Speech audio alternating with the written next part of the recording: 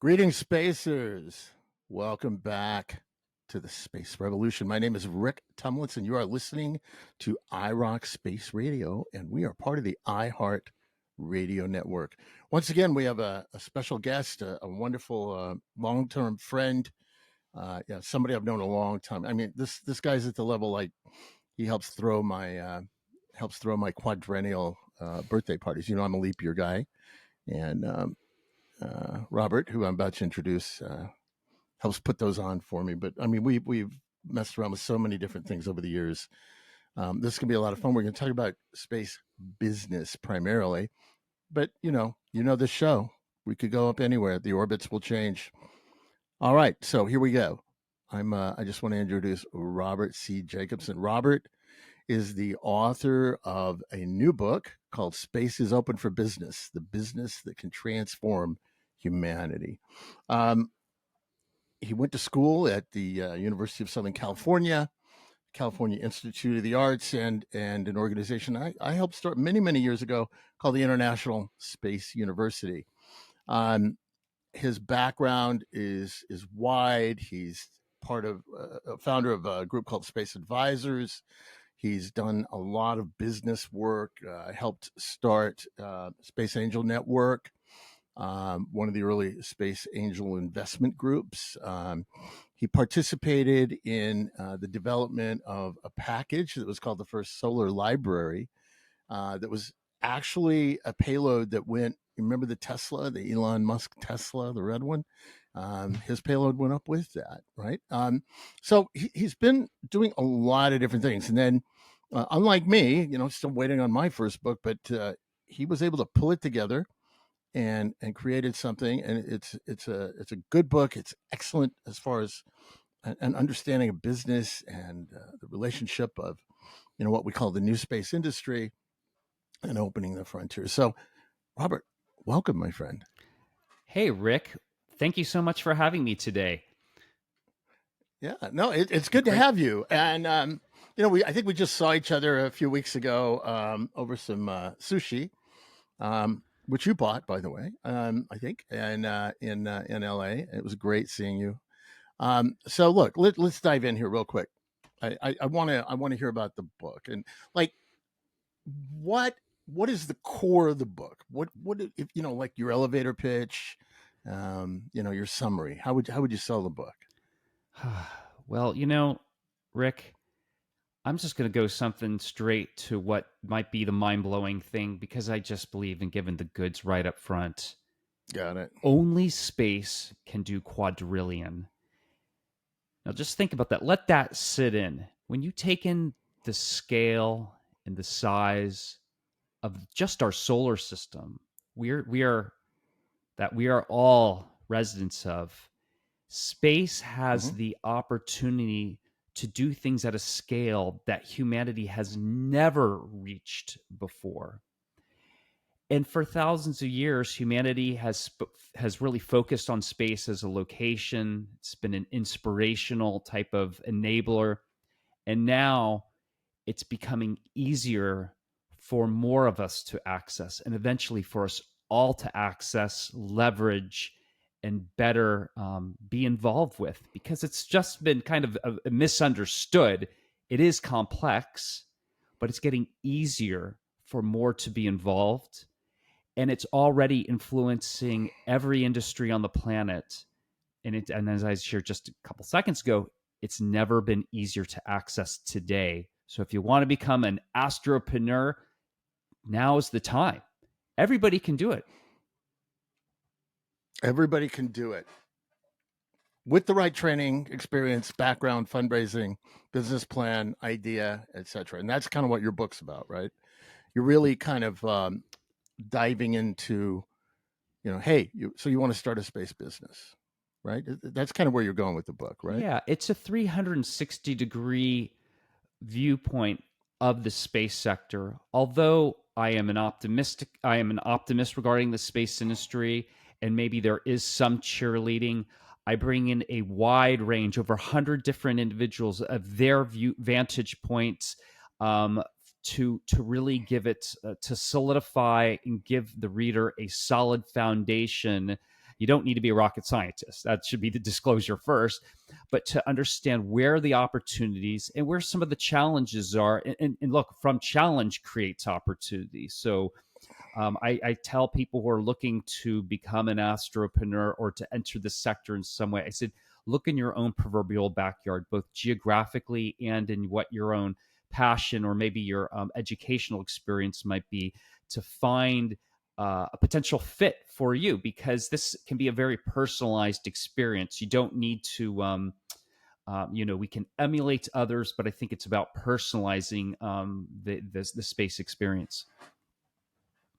Yeah. So you and I both know. I mean, I'm occasionally one of those evil venture capitalists working in the space field, but we're both investing in space in different ways. And there's some myths out there, right? That you have to have $1 billion. I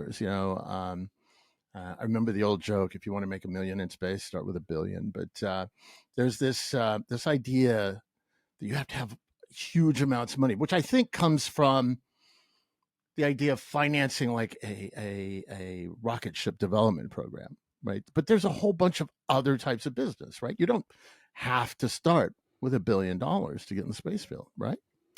No, exactly. Let's use the Silicon Valley. Silicon Valley for a while was not consumer focused. They were working on semiconductors, mainframe computers, and along came this thing called the Apple II computer. And all of a sudden, regular folks started using it, and it percolated just this idea that you could have a home computer. You could do it for all sorts of different applications, even though there were some other personal computing, but it just really opened up the world. And you could say that maybe groups like SpaceX are doing that, showing that an outsider can come in, create new opportunity, eventually start to dominate, and start enabling other individuals, organizations to use that transportation infrastructure technology for their own purposes, whether they're launching a small satellite, whether they want to put something on the space station, reducing both the friction in terms of the price point, as well as just the hurdle. You used to not be able to, it was very difficult to call up NASA and say, how much is it to send my payload to space? They Mm-hmm. would likely not give you an answer because they didn't know how to give you an answer, or what the answer of the day was. So just market transparency is a really important aspect to this. Right. So, I want to be very clear. You're talking about Elon and SpaceX and stuff. That's the billionaire side of it. But what he's doing, and what Bezos and Rocket Lab and Firefly and all these other companies are doing, is they're creating sort of the transportation infrastructure, which they're doing the large investing, right? This is they're building the post office, they're building the FedEx, all of that. What we're talking about here is the small companies, the startups, and you mentioned it, the small satellites, the other applications that use this expensive infrastructure, right? So people can get into it for, and I know with Space Fund, we invest, sometimes 50K, 150K, 250K to help get somebody started and get them rolling on it. Um, so that's kind of basically what you're saying. You can use this infrastructure, and now we have real prices because the government couldn't give us prices before. And now you can sit down and write a business plan saying it's going to cost me this much to do my thing, right? Yeah, that's correct. And there's now an even a third layer. Now that there's some of Mm-hmm. these, let's go back to satellite companies are out there and they're selling products, and basically they're data and communications companies usually. One can go out there and use what those satellite companies are doing to build businesses on top of that, and you can probably continue to go down the proverbial food chain. So if you're maybe you have a mobile app idea, and as an example, I met someone who was she wanted to she had this crazy, it seemed like crazy idea where she wanted to say, how do we monitor and measure the emotional sentiment in a hyper local area? Can we take She wanted to both integrate the social media feeds, look at like the chatter of, say, let's just say a zip code or a city and just say, is it trending? Are people trending positive or negative?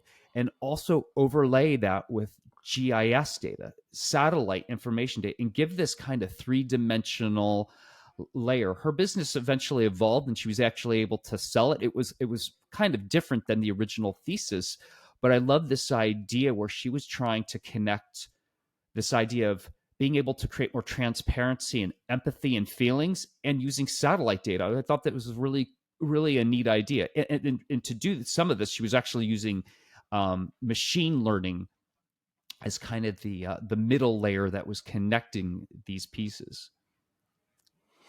So she was taking different areas, software, and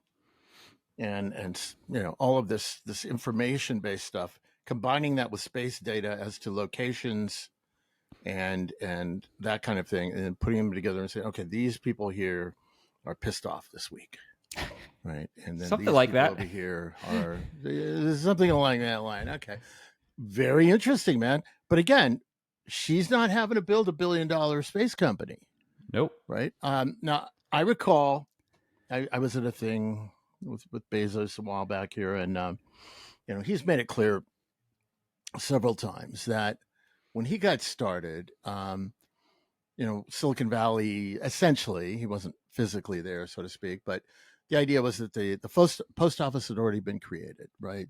The internet was already created, so that two kids in a dorm room could come up with a business plan.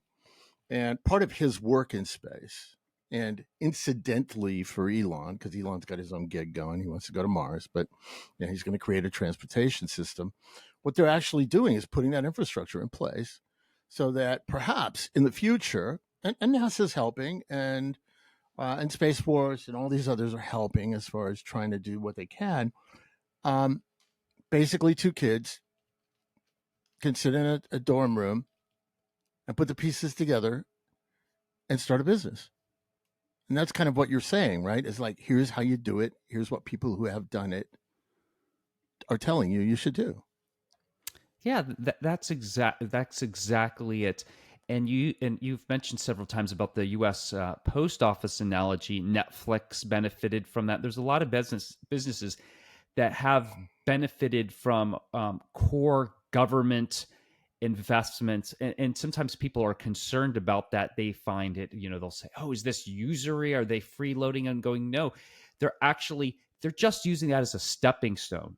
Netflix didn't end there. They started with, those CD, those DVDs. And I think they've just recently in 2023 starting to wrap that part of their business up. Most of it is streaming. And but there are still incredible benefits that we get from the United States government investing in core R&D that usually the private sector, even sometimes the academic sector, can't shoulder on, that we still get benefits from. And space is one of those areas. And maybe we could even just shift to groups like SpaceX received fair contracts to bring cargo and crew to the space station. And it really was, that development of that technology was not a lot of money. Had those same contracts likely been given to an incumbent business, I am not confident we would have gotten the same return on investment that we have today. Now that that is a debatable topic, but I'm willing to put some money down to say that the money that the U.S. taxpayer helped fund for some of the co-development, because there was private investment also into SpaceX, that was eventually given us this platform called the Falcon 9, which is a very now reliable vehicle. The US taxpayer has gotten a very good return, and it's not just a monetary return, but just there's so many other intangibles that are probably measurable and more difficult to measure, qualitative and quantitative. Absolutely. Um, so look, and you may recall, I'm 95, I was sitting there in front of Congress saying all transportation to and from the station must be privately provided. And that was the goal, right? To create the ability to do low cut. We're going to have to cut. Hang on. Oh, okay. Yeah. Can you hear that? I don't hear anything. They've decided to do the weed trimming outside of my window. Oh, okay. Yeah, I can't hear it. So Okay. Well, what we're it's gonna still probably distracting do? for you. Want to cut back in? And Yeah, we're just okay.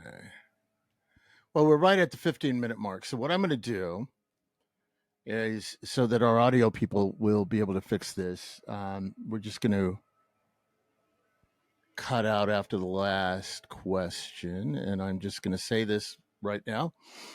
Hey there. Man, that's killing me. All right, I'm going to say it again. Hey there, spacers. You're listening to iRock Space Radio, part of the iHeartRadio network. My name is Rick Tomlinson. Our guest is Robert Jacobson. We're going to be right back after a break. Hey there, spacers. You are back with the Space Revolution. My name is Rick Tomlinson, and our guest is Robert Jacobson, author of a great new book called Space is Open for Business, the industry that can transform humanity.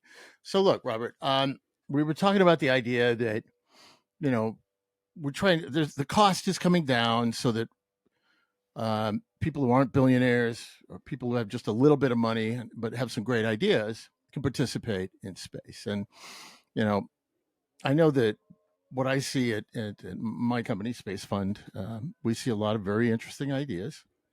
And we see a lot of crazy ideas.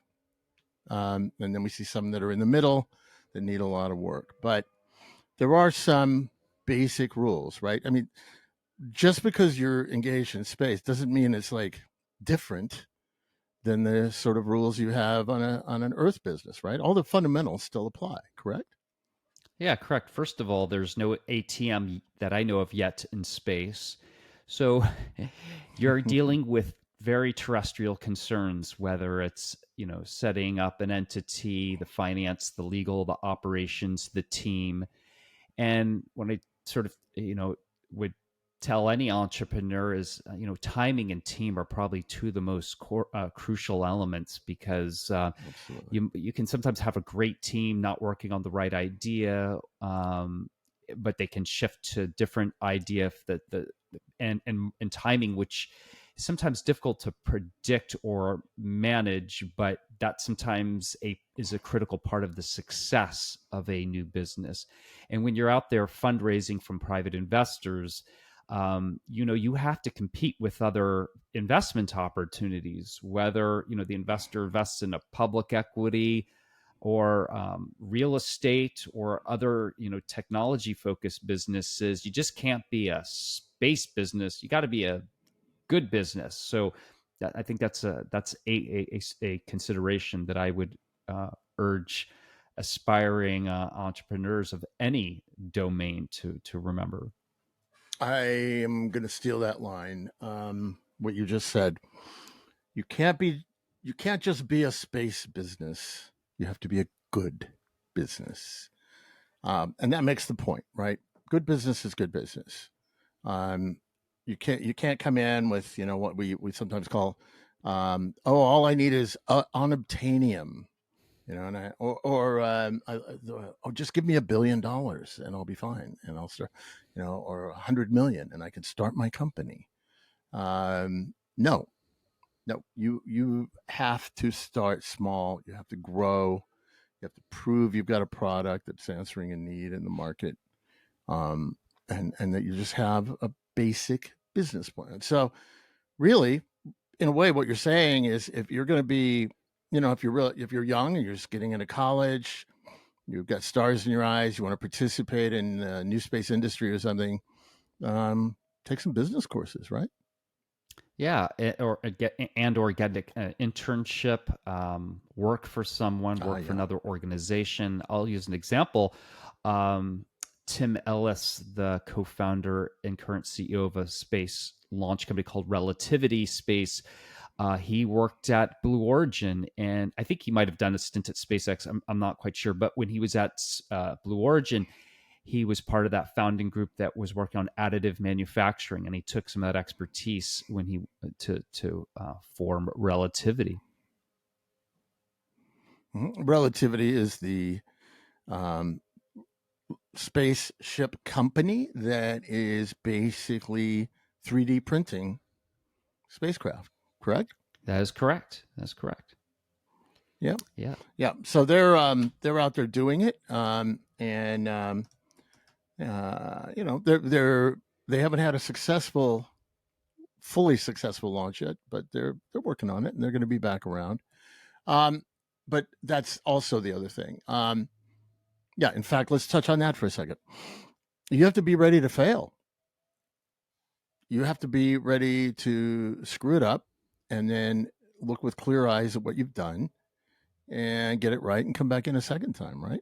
When you're starting a business. Yeah, yeah. You iterate. There's lots of tools out there. Whether you're working on something that's more software or hardware driven, so you do have to break things, but also you can break things in simulation. And there's just I mean, entrepreneurs have just an incredible amount of tools. It's probably almost overwhelming. So instead of getting overwhelmed by I can do everything, you want to focus, you want to limit your do have some limitations to your palette. You don't need to use every communications tool for your team. You find what works for today and you go with it. So one challenge that I'm sure most entrepreneurs have dealt with at some point is a little bit of analysis paralysis, where you can become overwhelmed with the amount of information available, and then recognize that some decisions you don't have to make today, they can wait tomorrow. And then sometimes when you do need to make a decision, recognize it might not be the optimal decision, but you make a decision to move it forward, because as a professor once shared with me, it's small steps for big wins. It's just continue to put one foot in front of the other, and it's that uh, progress through being persistent and tenacious that really is more fruitful in the long run. And there's also a little bit of the myth of age, a myth of age in entrepreneurship. I think a lot of the statistics is some of the more successful entrepreneurs on the whole, when you're looking globally, are not necessarily the ones that are super young. I think it's entrepreneurship that can be embraced by many and all, but just because you're just out of college does not mean that ensures success. There's something to be said for those who've had years under their belt, mistakes, and they're still standing upright and breathing to be able to live and fight another day. Yes, absolutely. I mean, I just started my company, Space Fund, 4 years ago. So, indeed, 4 or 5 years ago, I guess. But so, look, what is your favorite in the book? What is the favorite part of the book, that the part of it that you enjoyed the most? Like the lessons or whatever it is, the interviews, whatever it was. Which part of your book? Should somebody like thumb to maybe first when they buy it? I was actually talking about this yesterday, and it changes, but as of right now, the time of the recording, and it's probably the least sexy part of the book, but I enjoyed working on the policy section. Now, towards the back, it's Mm. actually kind of a more of an appendix section, because it's sort of like not for everybody, but essentially there's a section where I tried to have policy ideas for entrepreneurs, those in government, and other forms of leadership, giving some broad and specific ideas how to more sustainably grow the space industry. And I had a lot of fun with that, because I just got to um, think about solutions, because it's easy for us to kind of for anyone just complain about things, but trying to find put potential tool pieces in. And there's plenty of academic papers that maybe address some of these concerns, but this was the type of thing where I was talking to experts and putting things into short little chunks, bullet points, and that sort of thing, which was fun. Another really fun aspect it was creation of the artwork. I cannot draw very well, but I hired a company to do hand drawn illustrations, and I love great 2D art, because it just feels really longer lasting and very durable to me. And so I came up with, kind of conceived ideas, and I sat with the artists and working with them on coming up with the artwork was a lot of fun. And of course, just speaking to the various experts was also a whole lot of fun. So you're talking about policies. You were talking about that in a very general sense, but what about policies? Why are policies important in a book on becoming or starting a space business? Well, What's well, that's sp- government. I mean, really, what? well, space to space still has a lot of rules, even though it's very open for entrepreneurs to do all sorts of things. If you're trying to put things into space, there's still many rules that you have to abide by on in terms of international treaties and domestic governance. If you're putting a satellite up, which is a spacecraft, it's got to be flagged with the country. It's going to have a radio to talk to the ground. That's going to be regulated. If you're in the United States, you want to work in the space industry, you have to have a green card or a U.S. passport to generally work in many, not all areas of the space sector. So um, we're dealing with a critical labor shortage issues with the space industry, where we're going to need more technically competent, qualified individuals. So how do you get those folks trained? So I speak to these issues because these are things that an entrepreneur needs to at least be aware of. They don't have to necessarily solve them, but they at least need to have an awareness from them. And I think being aware that these these issues exist is just it makes you kind of a good space citizen, or a good space professional. Excuse me. Hmm. So you're kind of giving an overview. So somebody should study business or be an apprentice in a business, then read your book, and then they're going to be primed. It's sort of a primer of It is a of. Go ahead. Yeah, I mean, there are university professors who are using my book as like as the core book for their semester, which really Wow. tickled me. It was nothing that was planned. Almost weekly, I get folks who write me and say, I picked up your book and it has influenced me to do this or that. And it ranges from selecting a major in school to reorienting a career that they're midstream in their professional career. And I mean, it's exactly what I wanted the book to do, is to really be an inspirational and influential point in someone's life. And sometimes people discover things at, sometimes mid-career. So it's not just about folks who are just figuring out their career. There's folks who are writing me and saying, I've been doing, X activity for 20, 30 years or longer, and I'm making some modifications to my life because I feel that they have something that they could contribute to the space sector. And I think that's just a wonderful thing. It is. It is truly a wonderful thing. And look, um, we're going to go ahead and take a break. But I'm with Robert Jacobson. The book that we're talking about, the transformative book that you obviously need to go buy right now, because look, you've self-selected. If you're listening to this show, you're probably a space nerd of some sort. So go buy the book. Space is Open for Business, the industry that can transform humanity. We're going to take a little break. We're going to be right back. My name is Rick Tumlinson. You are listening to iRock Space Radio. We're part of the iHeartRadio network, and specifically, it's the Space Revolution. Hey there, spacers. Welcome back to the Space Revolution. My name is Rick Tumlinson, and we have Robert Jacobson with us. He's the author of the great book, Space is Open for Business, the industry that can transform humanity. So let's talk about that bigger picture. Um, as you know, and you've done some of this too, we've all been sort of fighting for a long time to get this handoff from, let's call it the government Lewis and Clark's, to the pioneers, whether it's the shopkeepers or the settlers or whatever. How do you feel about where we are right now in terms of the opening of the frontier, the opening of space? How do you feel, about the last couple of years where we are now? I think it's super exciting. Things always take longer than we had hoped. I mean, I think we had felt 10 years ago we would be having, suborbital would have been cruising along and orbital would have been going about 5 years ago. So when I'm talking about a lot of the more privately funded human crewed endeavors, and it takes longer because yes, it is difficult.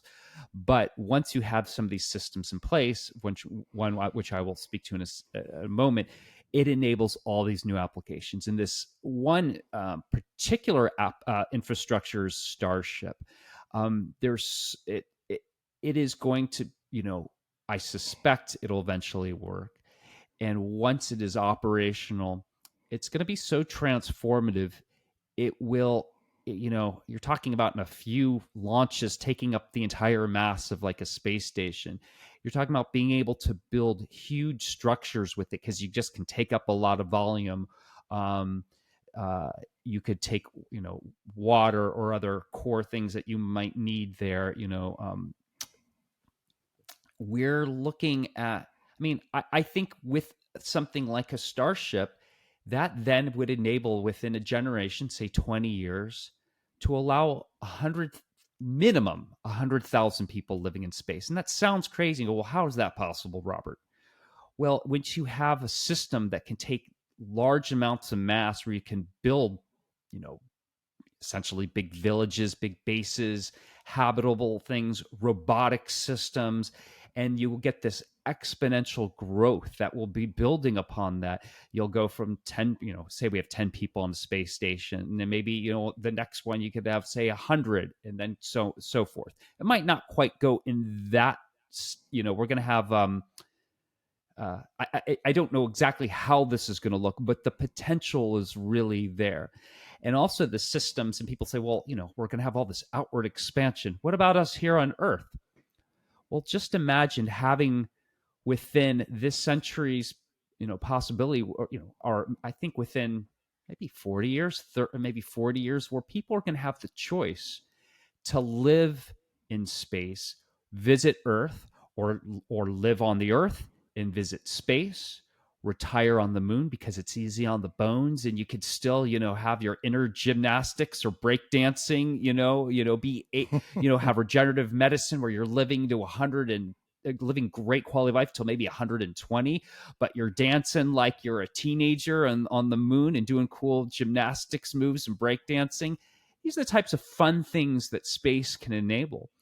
And space also it's this very unique domain. It's like having a new ocean. It's like walking out to the beach and you see this whole ocean you've never been to before and say, just imagine all the things you could do with it. And it's just almost infinite.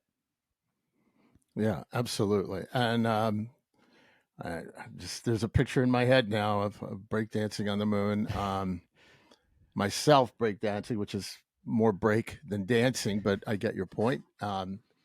And it is true though. That's the exciting part. That's kind of where the core of this book is about. In the end, creating this new beginning, that we are just beginning this industrial revolution, this space revolution. We're just in the early, maybe to use the book analogy, we're in the first chapter of what's possible. What are some of your favorite? You've kind of touched on them a little bit, but what are some of your favorite ideas for what people or businesses that you've heard about as to to be able to do in space? Things that are really capturing maybe my attention now are things like new, more granular global positioning systems, commercial GPS. They allow more granular data, new types of weather systems. Our planet has always been changing, but it's increasingly changing more quickly due to humans' involvement and growth. Humans have been very successful at growing, maybe too successful in terms of there's like close to 8 to 9 billion of us, and so we are using now the capabilities of space, the high ground, to better understand not just the macro, but space can also, satellites can look at them. They can see, you know, um, they can see areas in forests where there's infestations of challenges within a forest, whether it's being stressed Hmm. from a drought situation or infestation from insects. So these tools are going to be incredibly important. Or when we look out our vast oceans, over 70% of our planet is covered by water. Very difficult to monitor things like illegal fishing, huge problem. And that connects with another issue of forced labor. Many times there's forced labor on some of these fishing ships. And we can use space assets today, it's already being done, to help shut that down. Or help other nations better be able to enforce, fishing, fishing activities. Hmm. These are things that are Yeah. particularly interesting to me. One that I don't, an area that we can't do yet, but I think it's still fascinating, and is space-based solar power. I have it, I know there's folks who've kind of tried to put the business plans over the years and it hasn't penciled out. But I think if you had a platform like a Starship, you could conceivably within our lifetime start seeing applications being developed, so we can at least see proof of concept. Can this actually work? So we can finally put it to rest whether or not space-based solar power works. And for those who do not know what that is, that's essentially putting solar farms in space and beaming the energy, whether it's to other spacecraft in space, down to Earth, or to the moon. Right. And that's, by the way, one of the areas that we have to get much better at is explaining to people that being able to access and utilize space, and have dramatic cost reductions, um, is going to help save the planet. I just saw a video today. It won't be today by the time you hear this, but um, where somebody was coming at the idea of like, oh, Mars sucks. Why do you want to go to Mars? I need to take care, take care of me, and it's the Earth speaking, right? And which just flies in the face of everything I believe, which is that by going out there, and doing it in a way that is responsible and learning from what we've done wrong in the past, that we can help save the mother world, that we can save this planet by what we learn, by, as you were just saying, observe, but also what we can do in space. Space resources, energy from space. Uh, what do they call them? Rare earth metals harvesting in space. So those things are very interesting, aren't they? Yeah, yeah. When we expand technologically and physically, we learn, and we have to adapt, and we have to innovate, and all of that comes back to be a benefit back on Earth. So one thing I like to say, I've got like this little tagline that space provides an ROIII. It's like a return on investment, inspiration, and imagination. And imagine Say if that you're again. Say it again. Just ROIII. So ROIII, return on investment, imagination, and inspiration. You could switch any of those around, but you probably your listeners will get the point. hmm I Because love it. space, I mean, look, Go ahead. space it's not like, the early days of the space program where it was all government.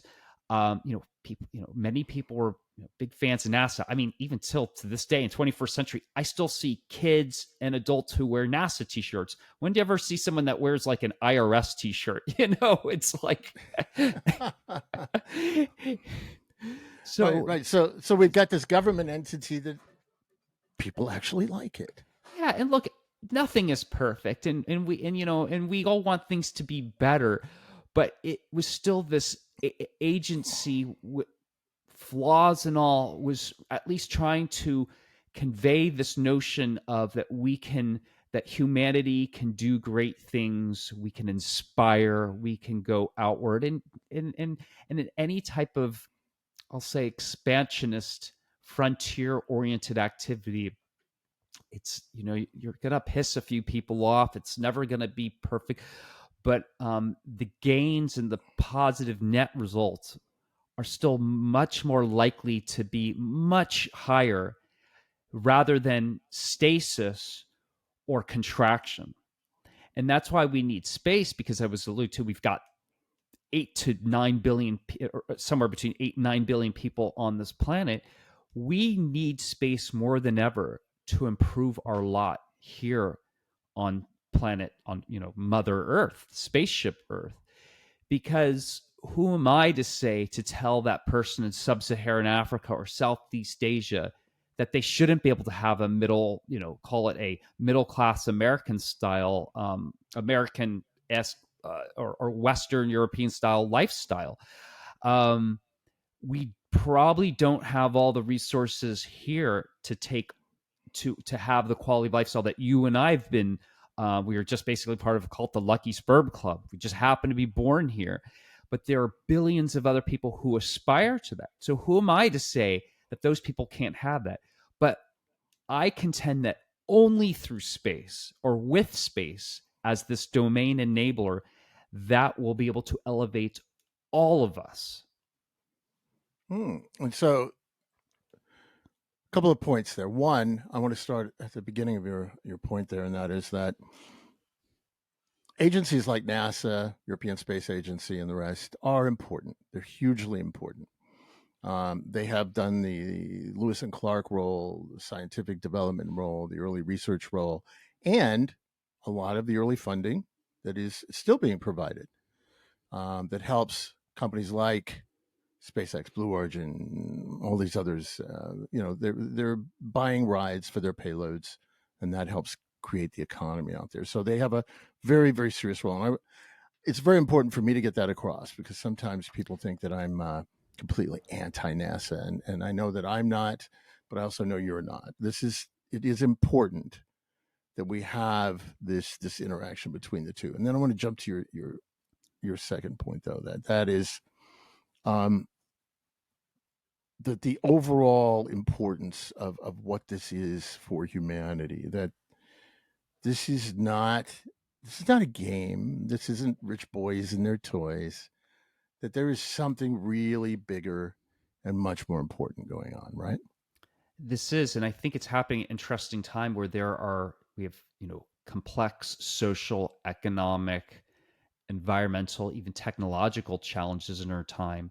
And space is extremely interdisciplinary. And because it's the space, call it industry, is so influenced by culture, and culture influences it, it's a unique area. I mean, how many disciplines? It's not like the life science, like, I'll pick on life sciences for a second, that they're hugely influenced by what goes on in Hollywood, whereas Hollywood hugely influential TV and movies to space. And what do I mean? Well, you look at the early days of Star Trek, Mm-hmm. and so many entrepreneurs, well known and not well known, people that got into science and business, were influenced by just this one idea that this guy, Gene Roddenberry, created.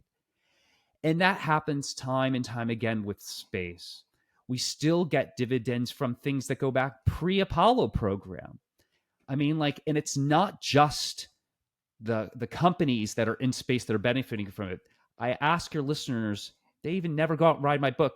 Go out and look up something that NASA produces. It used to be a print publication. Now I think it's mostly electronic. I think it's called NASA Spinoffs.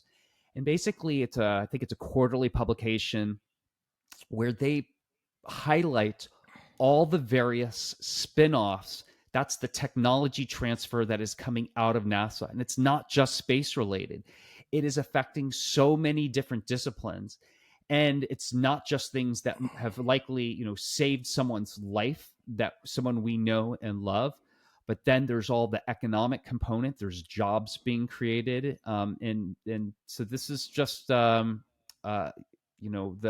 space sector is really important for us here in the United States and the world. And I'm hoping that we'll see more participation. I just learned about, there was a conference that just wrapped up in Africa, I think in the Ivory Coast.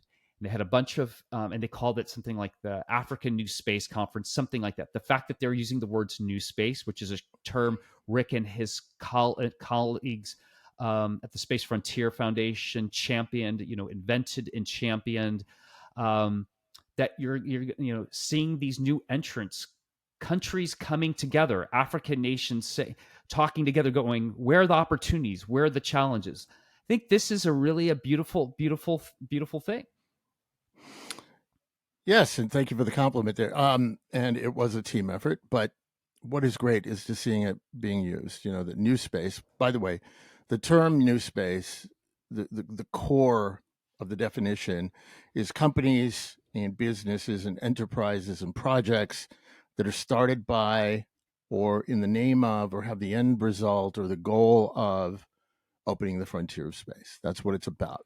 They have a tendency to look a lot like new generation space companies like Silicon Valley type companies. You know, they're moving fast, they're nimble, that kind of thing. But that's the core.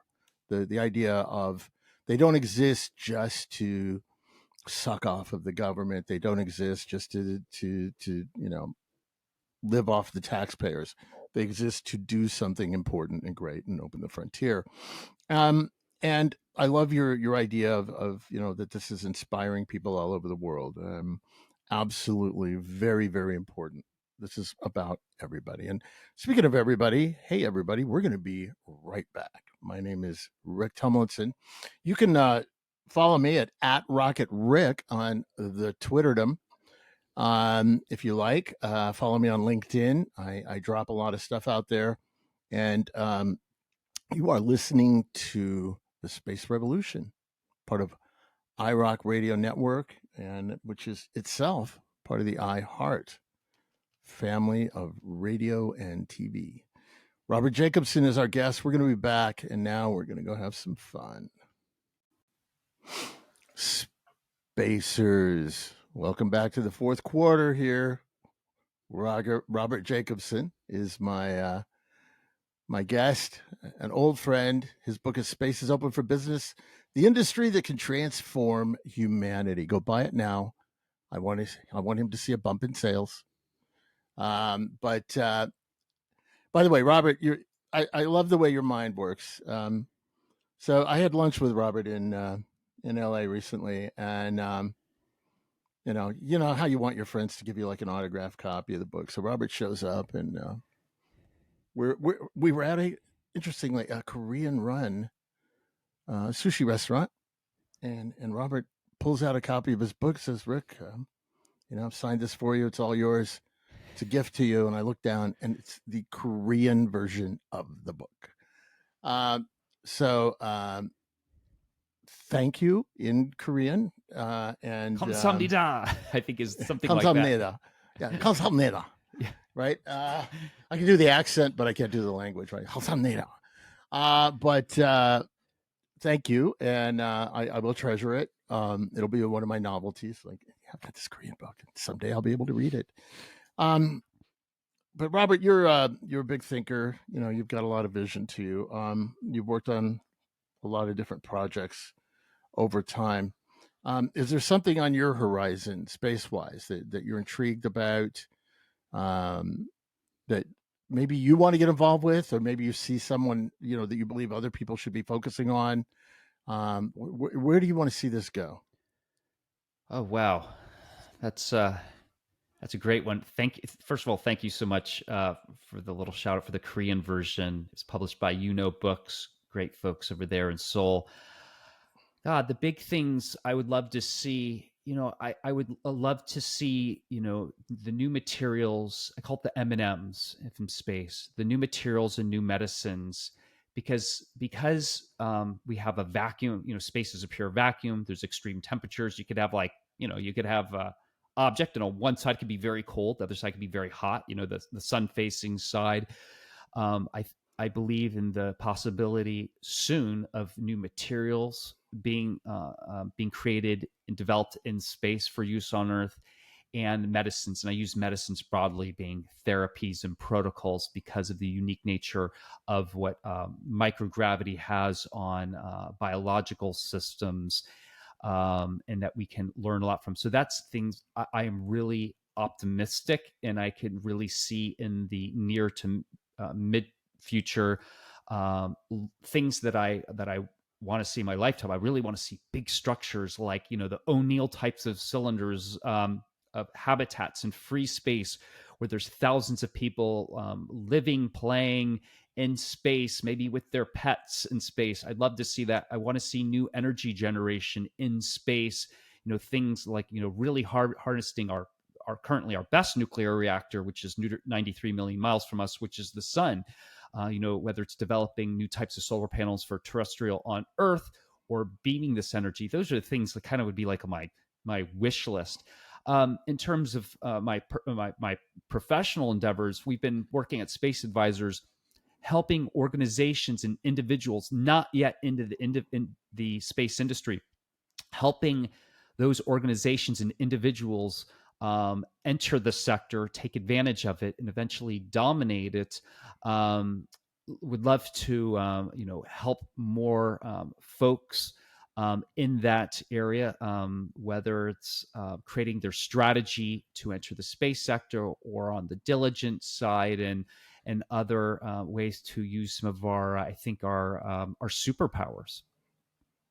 Very, very cool. So I've always saved the fun questions here to the end, the hard ones. So um, the for you, I think it's going to be low Earth orbit. You're flying in low Earth orbit, high speed, thousands of clicks a minute or an hour, and so you can feel the speed of it. You're looking down, you're seeing the Earth. What music you listening to? Well, I do have a music background, so I think one of the pieces of music that I would probably listen. There's sort of two. Mm-hmm. One would be for John Cage's 4 minutes and 33 seconds, which might be a very obscure reference for some. You could look it up.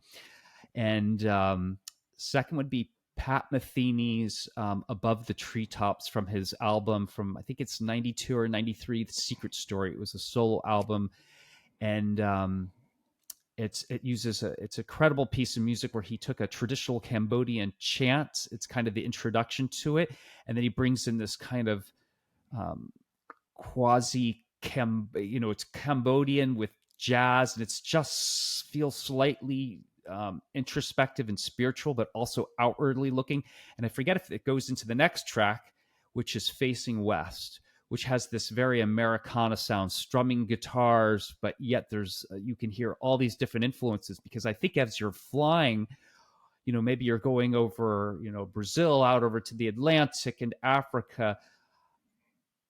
You might be going, oh my gosh, we just flew over Brazil. Now we're over the Atlantic, and now we're coming to Africa. An artist like Pat Metheny, who is really an amazing composer, who was able to bring lots of different influences, would probably touch my heart in that moment. That was a beautiful pair of choices, man. What was your favorite science fiction film or TV show, or both? I still love Blade Runner.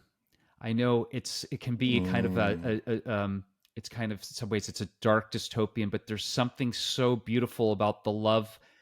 The love between, it's both a detective story, a look into the future, but also a love story. I think it's just a great one. A more, look at what happened in the sequel, Blade Runner 2049. Is that or 2070? I actually forget the.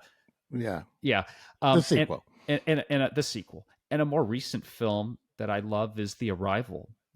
It's just another film that has, and I'm not really one for rom-coms or romantic films in general, but I do sort of look for films that have, like, I think maybe there's this love component, and I really felt when in The Arrival, when one of the aliens, essentially they take the bomb up to the spaceship, and there's kind of a tragedy that ensued, and the story about, I don't want to give too much of away. Yep. Gotta be careful. Yeah.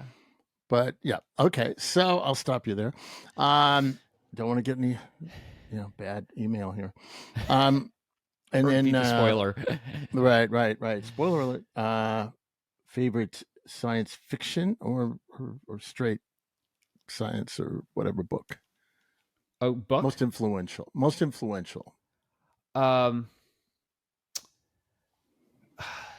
The most influential book for me, it was probably I mean, this was, I discovered this later in life, but The High Frontier by Jerry O'Neill. I discovered as an adult. It was actually given to me by a peer of ours. I remember it was in New York City. I was at the 55 bar, and William had given me a copy. We were there hearing some jazz. We ended up giving that copy to the bartender. And then Oh later, wow. the copy was meant for me.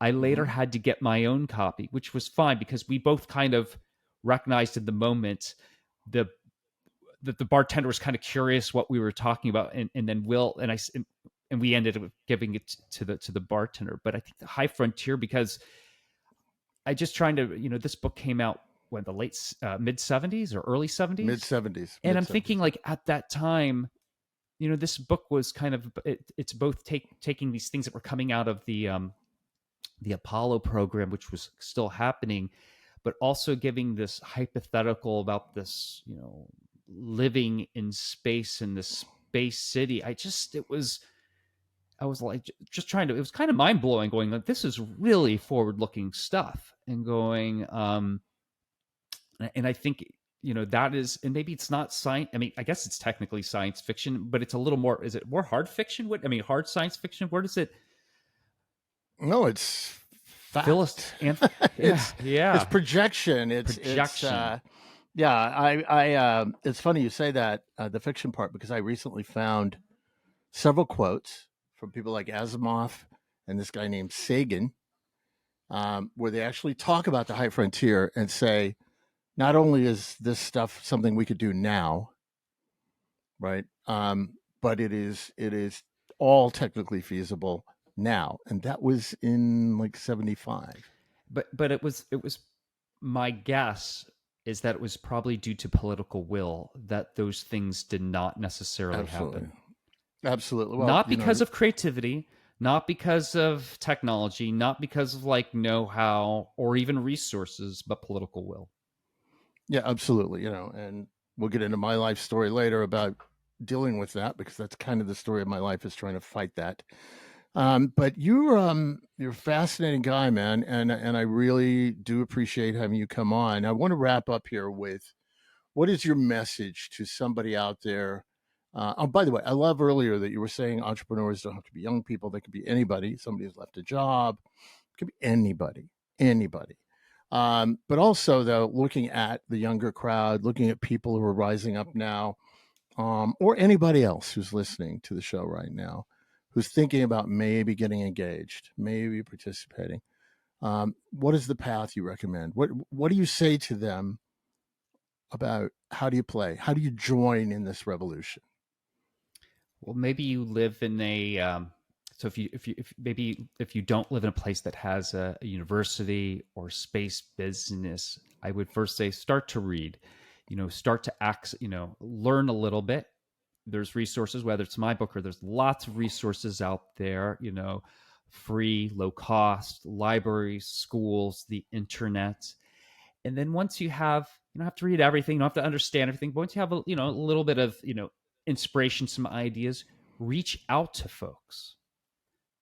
Ask them just for a brief conversation. Ask a question, because maybe they don't have time to have like a full hour conversation, but reach out to a lot of folks and just have it's almost like your own interview where you're interviewing them, just saying, what's it like to be a space entrepreneur? What's it like to be a rocket scientist? Whatever they do, be respectful of their time, but just ask a question. Some might entertain having a video call with you.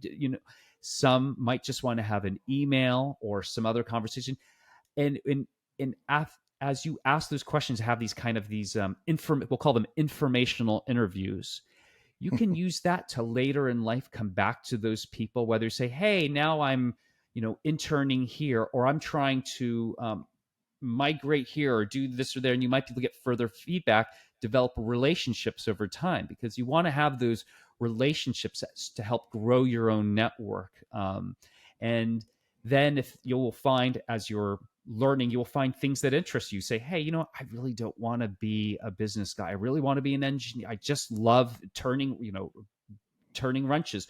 Whatever it is that fires you up in the morning, you will grow and evolve, and that even might change. I mean, we all take on new roles. We all wear multiple roles and hats in our life. So don't be afraid to try on things and ask, just asking a lot of people questions. And you don't have to take it all as fact. You're just learning. We have experiences, and it's great to be able to share them with other folks. That's perfect. You mentioned Star Trek earlier. I'll share a quick story and then we'll wrap it up here. But I remember being a techie in school because I dropped out of so many classes and all this, and I was backstage um, in in college, and the guest speaker was a guy named Gene Roddenberry, who you mentioned earlier. And I had a few minutes alone with him, and I said, "Mr. Roddenberry, I really want to make Star Trek happen, and I've been inspired by this thing called the High Frontier, and I really want to go out there and help you do it and make it happen. But I've cut all my classes. I'm a terrible student. What do I do?" And he said, "Look, just keep learning, keep reading, and don't let anybody ever tell you you can't do it, and just never ever ever give up." And I was like, "Oh yeah, but that sounds so great. But I mean, how did you do it?" And he said, "Rick." Well, first he said, "What's your name?" And I said, "My name's Rick." And he said, "Okay, Rick, you know what I did before Star Trek?" And I said, "No, what did you do?" He said, "I was an LAPD officer. I used to cruise around in my black and white with my scripts laying on the seat next to me." He said, "Just go for it, do it." And that inspired me because, I mean, I thought, oh, he was born Star Trek guy or something. And we do that a lot. But these people, they work their way up. And Robert, you've inspired me. I think you've inspired the audience who's listening in. I truly appreciate it. Your book, again, is Space is Open for Business, the industry that can transform humanity. Thank you so much for coming. And hey, Spacers, we are done with another episode of the Space Revolution here on iHeart and iRock Space Radio. You can look me up on @Rocket Rick. We are out the airlock.